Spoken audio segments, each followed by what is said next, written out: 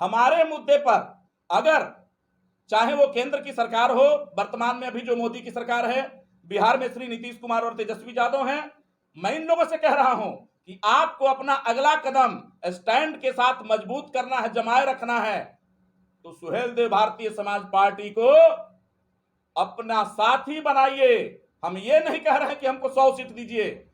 हमने जो वादा किया लोगों के, जो निरीह लोग हैं इस दुनिया में, इस भारतवर्ष में और हमारे उत्तर प्रदेश तथा बिहार में, उन लोगों के मंसूबों पर आज तक पानी फिरते आया है। हमारा अलायंस तभी आपके साथ रहेगा जब आप हमारी भी बात को, इसलिए मैं आगामी समय में कहूंगा कि बक्सर की धरती के लोग भी चेत जाएं और अपना स्थानीय नेता बनाएं। तो क्या आने वाले समय में आप लोकसभा चुनाव लड़ सकते हैं? अंतिम सवाल। देखिए सर, आने वाले समय में मैं वादा नहीं, पूरी तरह से विश्वास दिलाता हूं। बिहार की राजनीति में बहुत उथल पुथल हो रही है और आपकी पार्टी का भी स्टैंड क्या है? सर, जो देश में अभी वर्तमान समय में जो देश की राजनीतिक हालात है, उसी में उत्तर प्रदेश और बिहार है। आप देख रहे हैं कि 2024 को लेकर के बहुत सारे लोग, कोई प्रधानमंत्री के उम्मीदवार के रूप में कतार में खड़ा है, तो कोई उप प्रधानमंत्री के रूप में, साथ ही बिहार और यूपी तथा दिल्ली इसका मुख्य केंद्र बनते जा रहा है। क्योंकि बिहार में मुख्यमंत्री के रूप में जो है आज 15 सालों से जो है माननीय नीतीश कुमार जी हैं। आपका जो है माननीय केजरीवाल साहब भी दूसरी बार जो है मुख्यमंत्री बने आपके जो है दिल्ली के सरजमी पे। और इन लोगों का अपना विकास जो है पसंद लोगों को आ रहा है, इसलिए परिवर्तन की मिसाल लेकर के जो है लोग चलने की शुरुआत कर दिए हैं। अब रही बात श्री मोदी की, इस देश में हालात जो है, मैं ये तो नहीं कहूँगा कि बद से बदतर अभी हो गया है, क्योंकि इससे भी बदतर होता है। और जब इससे बदतर स्थिति आती है तो निश्चित रूप से एक आंदोलन या तो संग्राम होता है। आपने देखा कि कांग्रेस की जो सरकार आज से विगत बहुत दिन पहले, उस समय जो है इमरजेंसीज लगी थी इस देश में 73 में जो है, और तख्ता पलट हो गया। माननीय क्या कहते हैं, कांग्रेस की सरकार जो है, इंदिरा गांधी की सरकार में जो है, और तख्ता पलट हुआ। जेपी आंदोलन का रूप, जेपी जी का आंदोलन जो है वो एक आंदोलन का रूप ले लिया, और उसमें क्या से क्या हो गया आप देखें। तो मैं देश के हालात के विषय में क्या कहूँ, आप जानते हैं कि देश अभी जो है जिस मुकाम और जिस मुहाने पर खड़ा है, एक तरफ पीछे अगर मुड़ के देखें तो खाई है, और आगे भ्रष्टाचार के आलम में पूरी दुनिया जो है, भारत की दुनिया स्पेशली तौर पर जो है समाई हुई है। क्योंकि अगर मोदी के लोग अगर कह रहे हैं कि अरविंद केजरीवाल और वहाँ के दारू माफियाओं के द्वारा सिसोदिया को जो है इल्ज़ाम लगा रहे हैं, बिहार के कुछ नेताओं के ऊपर ये कर रहे हैं, तो मैं केंद्र की सरकार से भी पूछना चाहता हूँ, आप भी तो दूध के धुले हुए नहीं हैं। और रही बात कहने और समझने की, तो इस देश में चल रही वर्तमान में जो सारी पार्टियां, उस सारे पार्टियों में दागी लोग हैं, ऐसा नहीं है। ये निश्चित रूप से मैं जरूर कहूँगा, श्री मोदी से हमको नफरत नहीं है, या इस देश की जनता को श्री मोदी से नफरत नहीं है। आज भी जनता मोदी से उतना ही प्यार करती है, ऐसा नहीं है। आप दोनों प्रकार की बात कर रहे हैं, आप क्लियर स्टैंड करें कि आपकी पार्टी का रुख क्या होगा लोकसभा चुनाव। देखिए, मेरे राष्ट्रीय अध्यक्ष ने खुले तौर पर इस चीज़ का ऐलान कर दिया है। मैं अलायंस में जो है, मैं इससे पहले भी भाजपा की सरकार के साथ रहा। कुछ मुद्दों पर मैं जनता के बीच जा करके अपना ये किया, एनालिसिस किया, और जनता ने मुझे जो जिम्मेदारी दी, मेरे पार्टी के, मेरे राष्ट्रीय अध्यक्ष को, माननीय श्री ओम प्रकाश राजभर को, और इस मुद्दे को लेकर के है ना, अलायंस की जब बात हुई पूरे देश में, तो माननीय ओम प्रकाश राजभर से मीडिया ने भी ये सवाल किया था, और हमने उसका माकूल जवाब दिया।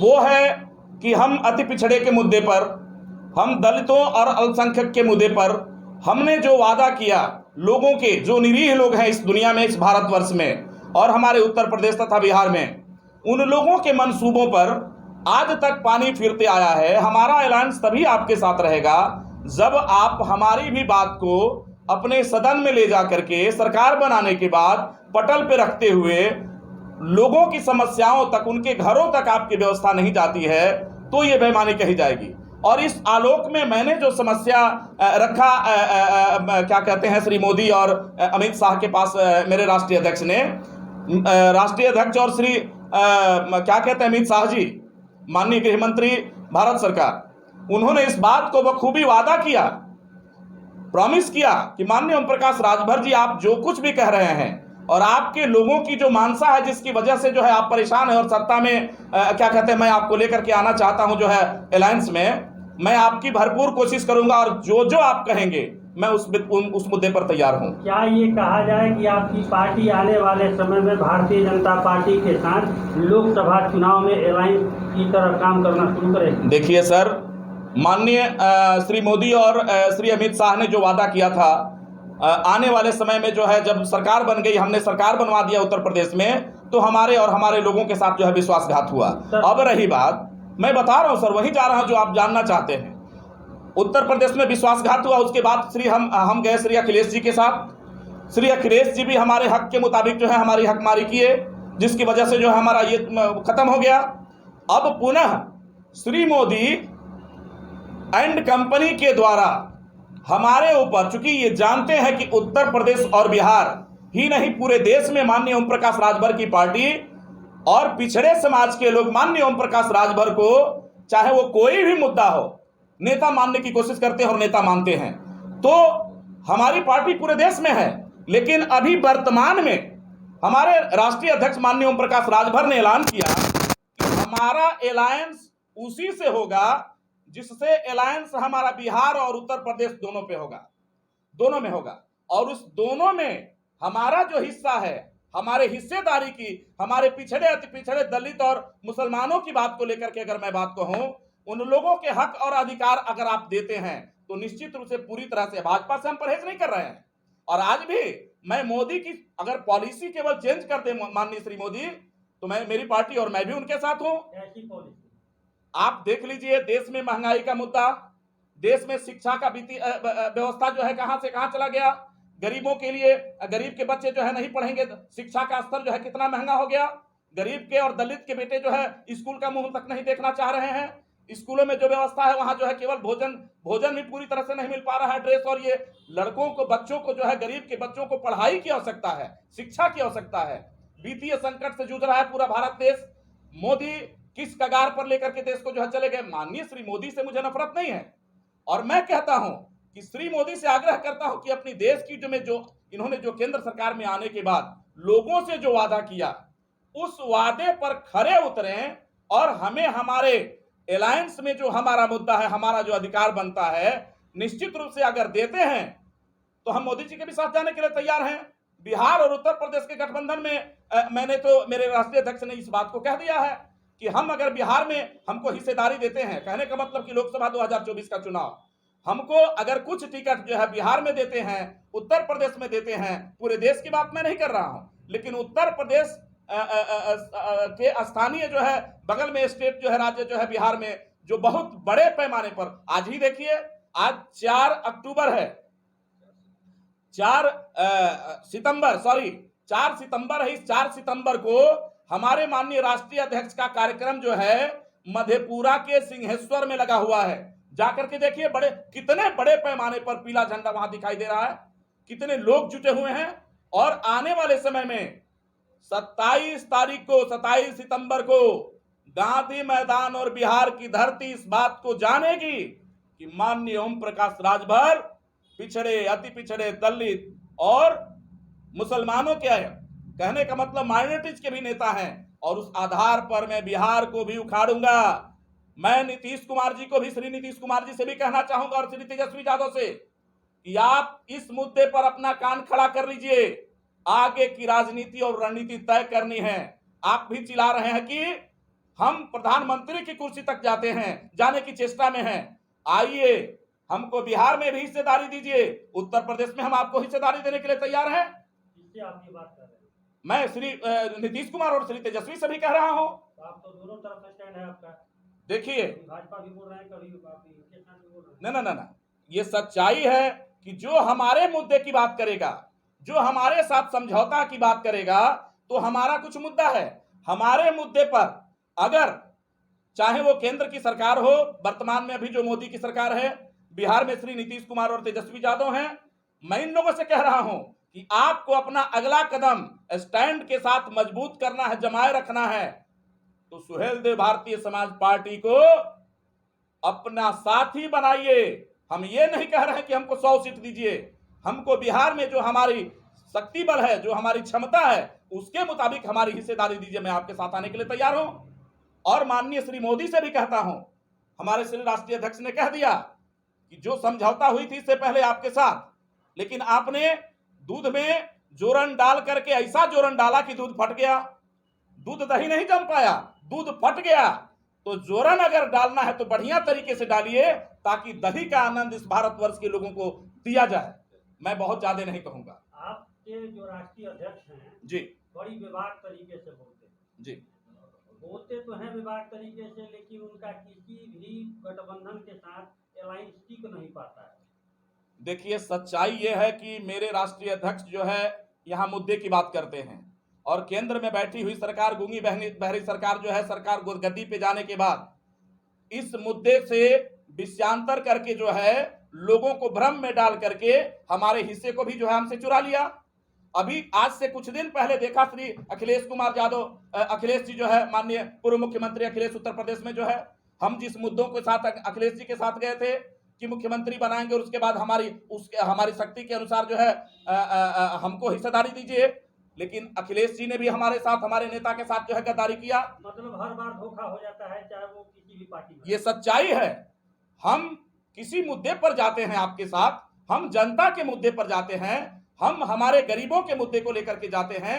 बाबा साहब ने जो संघर्ष किया आज तक और संघर्ष करते आया, जिसके बिना पर जो है जनता को कुछ न कुछ जो है मौका मिला आने का, तो फिर उससे आप लेना चाहते हैं संवैधानिक तरीके से। हम जनता के साथ जाकर के सुदूर इलाके में जो है जाकर के जनता के साथ जो हम वादा करते हैं, और हम आपके साथ जो है आपको अपना गार्जियन मान लिए और आप हमको भोजन नहीं दीजिएगा, हमारी जनता के लिए हमारी जो चीज है उसको नहीं दीजिएगा, तो हम क्यों आपके साथ रहेंगे? जनता से तो हम जनता से भी बदनाम होंगे, इधर आप भी हमारी हकमारी कर दिए। कितने तारीख को आपका रैला है? 27 अक्टूबर को उत्तर प्रदेश और बिहार ही नहीं, पूरा देश देखेगा कि माननीय ओम प्रकाश राजभर बिहार की सरजमी पर भी उत्तर प्रदेश के पूर्वांचल की ही तरह नहीं, पूरी तरह से जो है अंगद के पैर के साथ बिहार में भी पैर जमा करके बैठे हुए। आपने देखा नहीं, हमने 5 अलायंस पूर्व के विधानसभा चुनाव बिहार में आपने देखा नहीं? श्री उपेंद्र कुशवाहा जी थे, श्री ओवैसी जी थे, जयप्रकाश नारायण जी थे, क्या कहते हैं, बहुजन समाज पार्टी थी, सुहेलदेव भारतीय समाज पार्टी थी। हम लोगों ने अभी अंगड़ाई लिया तो बिहार का पूर्वांचल के 5 विधायक तैयार करके इन लोगों के मंसूबों पर पानी फेरने का काम किया। और अभी पश्चिमांचल पे हमारे शाहाबाद में हमारी जो पकड़ है, अगर संख्या बल देखना है तो हमारे साथ अलायंस करके देख लो। जितना झंडा आपका आता है उससे कहीं 2 गुना झंडा अगर मेरा नहीं आता है तो मैं बिहार से राजनीति खत्म कर दूंगा। तो विलय कर गए, वो विलय कर गए। उपेंद्र कुशवाहा जी के विषय में बहुत ज्यादा कुछ नहीं बताऊंगा, वो उनका अपना पर्सनल मैटर है। माननीय उपेंद्र कुशवाहा जी विलय कर गए। हमारा भी अलायंस जो है अभी बरकरार है। आने वाले समय में हो सकता है वैसी, अगर हमारा अलायंस कहीं नहीं बनता है तो वैसी ये रहेंगे, लेकिन बिहार के मुद्दे पर स्पेशली तौर पर अलायंस की बात मैं अभी नहीं कर रहा हूं। हम यहां बिहार में माननीय श्री नीतीश कुमार और तेजस्वी यादव हैं, केंद्र की सरकार में बैठी श्री मोदी सरकार हमारे मुद्दों की अगर बात करती है तो जितना उत्तर प्रदेश में मैं संख्या बल मेरा है, महाराष्ट्र में भी उतना ही है, झारखंड में भी उतना ही है, और बिहार में तो मैंने कहा ना, बानरी सेना है। 27 तारीख को किला गांधी मैदान भर जाएगा। आप देखेंगे मेरी शक्ति को, मैं कैसे कह दूं इससे पहले। आप बिहार के प्रभारी हैं, आप देखेंगे, ये देखने की बात होगी। पूरी तरह से शक्तियों का प्रदर्शन जो है 27 तारीख को जो है, आज तक जो लोगों ने गांधी मैदान में लोग जुटाए थे, और आने वाले समय में 27 अक्टूबर ऐतिहासिक समय होगा, आप देखिएगा। 27 सितंबर जी, 27 सितंबर को नहीं, 27 सितंबर नहीं, 27 अक्टूबर को रहेगा, ठीक है। आप देखिएगा कि मेरा रैला लखनऊ से चल दिया है। आज मेरे माननीय राष्ट्रीय अध्यक्ष जो है आपको बोले कि सिंहेश्वर में है। अब रही बात बक्सर की धरती की, हम चूंकि बक्सर में अभी इस प्रेस कॉन्फ्रेंस में आप लोगों के बीच बैठे हुए हैं, और बक्सर भी विकास से कितना छूता है ये तो चीज आप लोगों से छुपा नहीं है। तो इस बार ये तय है कि बक्सर संसदीय क्षेत्र को ये राम की शिक्षा स्थली रही, ये संघर्षों का समय रहा है और ये संघर्ष करने वालों की स्थली रही है। यहाँ बाहरी लोगों को बुलाकर यहाँ के विकास को आप तमाम जो है बक्सर की जनता बिल्कुल जो है महरूम है। इसलिए मैं आगामी समय में कहूंगा कि बक्सर की धरती के लोग भी चेत जाएं और अपना स्थानीय नेता बनाएं। तो क्या आने वाले समय में आप लोकसभा चुनाव लड़ सकते हैं? अंतिम सवाल। देखिए सर, आने वाले समय में मैं वादा नहीं, पूरी तरह से विश्वास दिलाता हूं आपको कि लोकसभा का चुनाव तो मुझे लड़ना ही है, ये तय है। लेकिन अब अलायंस में क्या होता है ये देखने की बात है। श्री मोदी से भी बात चल रही है, उन लोगों के द्वारा भी हमारे यहाँ हमारे पार्टी के राष्ट्रीय अध्यक्ष के यहाँ ऑफर आया है, लेकिन मैं किसी चीज का इंतजार कर रहा हूं। मतलब और आप लड़ेंगे, ये क्लियर है? ये तो क्लियर है। हमको किसी पार्टी के द्वारा तीन लोकसभा का सीट जो है देने का वादा भी हो गया है, लेकिन हम वेट एंड वॉच में हैं। आने वाले समय में आपको पत्रकार साहब मैं बता दूं, बक्सर ये पौराणिक धरती रही है, ये शिक्षा की स्थली रही है राम की, और मैं साबित करके रहूंगा।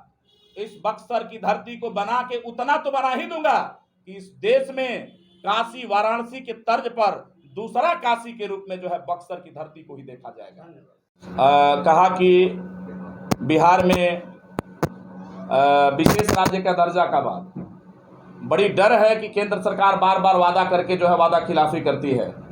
तो मैं माननीय मुख्यमंत्री नीतीश कुमार की भी तरफ से ही नहीं, अपनी पार्टी की तरफ से भी कहता हूं कि केंद्र को इस बात पर सोचना चाहिए कि बिहार को विशेष राज्य का दर्जा मिलना चाहिए कि नहीं मिलना चाहिए।